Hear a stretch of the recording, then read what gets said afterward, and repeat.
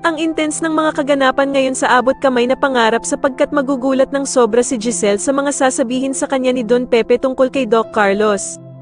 Dito nga ay maswerteng magkakaroon ng malay si Don Pepe at maririnig nga nito ang binabalak na masama sa kanya ni Doc Carlos kaya naman ay agad niya itong sasabihin sa anak niyang si Giselle.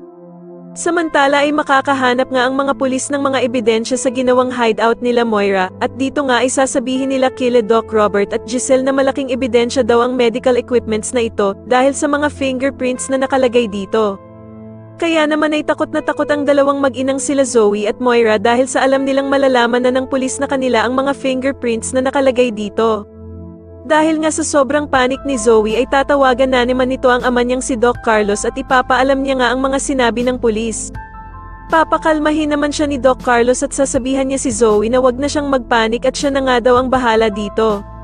Pero lalong magpapanik nga itong si Zoe at sasabihin pa nga nito kay Doc Carlos na isa na nga daw siyang kriminal sa kanyang paningin kahit na makarecover pa ang kanyang lolo Pepe.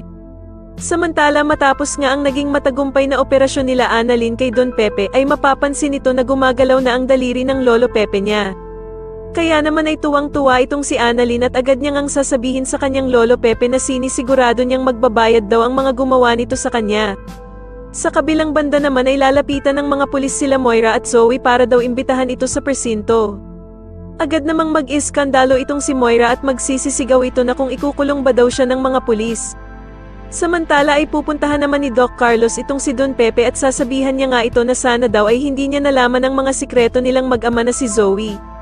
Sa tingin niyo ano kaya ang nasa isip ni Doc Carlos na gawin kay Don Pepe at magtagumpay kaya siya sa pinaplano niyang ito? Mas lalo na nga talagang nagiging exciting ang mga susunod na kaganapan kaya naman ay mas lalo pa nating abangan ang mas lalong gumigandang abot kamay na pangarap. Maraming salamat po sa inyong panonood at sana po ay masubscribe niyo ako. Maraming salamat po.